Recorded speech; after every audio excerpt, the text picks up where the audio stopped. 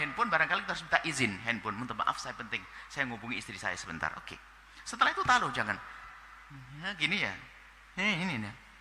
Mohon maaf ini. Lah kalau orang biasa dengan beradab, tentunya istrinya orang yang paling perlu kita beradab dengannya. Suami perlu beradab dengannya. Sibuk dengan handphonenya sampai suaminya tidak diperhatikan. Sibuk dengan istri yang suaminya, itu sudah pasti hidupnya nggak benar di rumah tangga itu. Kelihatannya jasad yang berkumpul, anaknya di pojok sana main handphone, suaminya di sana, istrinya di sini. Hidup apa itu? Seharusnya kita mungkin punya rambu-rambu, kalau sudah di rumah handphone ditinggalkan, ayo. Kalau kita menggunakan pakai izin gimana? Terhormat. Kan sebetulnya handphone itu kan fungsinya untuk memudahkan, mengurangi kesibukan kita sehingga tidak harus belanja ke sana. Tapi sekarang handphone malah menyibukkan kita. Bukan mengurangi kesibukan. Mohon maaf itu aib loh. Anda sekarang ini yang kami tidak mengurusi yang bertanya saja. Kita semua harus membangun rumah. Tolonglah sampai di rumah. Termasuk dengan anak-anak kita. Kalau budaya di rumah kita jalankan, anak mengerti. Rambu-rambu di rumah kita adalah rambu-rambu keindahan. Membangun komunikasi yang baik. Tidak boleh kita sibuk dengan namanya handphone. Anak pun handphone diletakkan sampai di rumah. Ibu letakkan, ayah diletakkan. Kalau ternyata seorang ibu saya pengen bikin nasi goreng nak ya, caranya nggak perlu ngerti, buka, minta izin ngomong. Subhanallah. Sehingga apa? Karena gangguan yang mengganggu hubungan ini semakin dijauhkan, maka secara otomatis komunikasi makin indah di sini. Lah, di saat komunikasi tidak terbangun, lah itu keretakan. Coba kalau handphone diletakkan semuanya, oke. Akhirnya mau tidak mau ngobrol tentang banyak hal. Tentang bintang, tentang rembulan, tentang angin, tentang pantai, tentang ombak, tentang pelangi, kan begitu ya, tentang bunga, tentang kumbang, kan enak. Diem kok. Mohon maaf itu kami boleh mungkin saya bahasa kasar kepada orang itu, Anda dungu. Itu bukan patung loh ya, suamimu di rumahmu itu, istrimu bukan patung lah ya. Dia rindu sapaanmu loh ya. Nabi itu mengajari agar kita menjaga perasaan orang. Kalau sudah ada model laki-laki begitu, dia memang tidak merindukan rumah tangga yang indah. Akan muncul anak-anak yang seperti itu juga, kehancuran. Istri, mohon maaf, nyandu nih handphone, makanya kami tidak terlalu tertarik orang kok handphone terus yang pegang. Tolong, insya Allah ini tidak solehah semuanya ini. Kelihatannya nggak megang handphone semuanya nih. Bagus ini. Bukan sekarang tok lah ya, sampai nanti lah ya. Nah, kalau hajat saja. Jujur ini nasihat penting. Karena Anda sendiri kan juga enggak nyaman kalau mau ngomong aja harus nunggu dulu kalau sampai selesai. Ya. Yang entar dulu.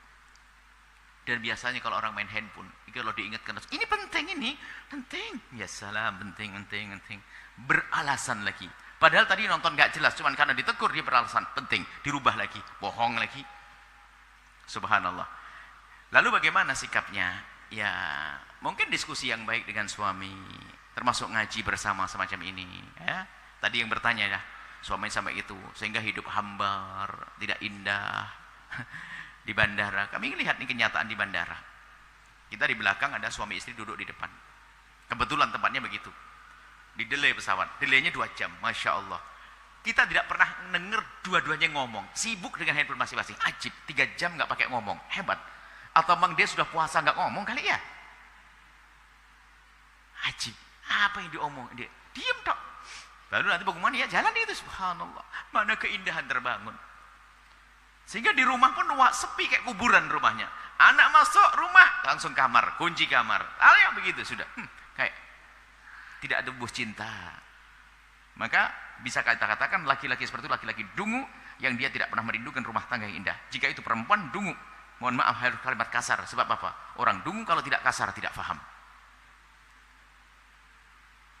Kalau Anda termasuk yang harus saya kasih tahu ini, tidak apa-apa. Ini obatnya pahit, setelah itu Anda indah. Kan saya ikut dapat pahala. Anda mesra sama suami, mesra sama istri. Hakikat ini. Permasalahan itu.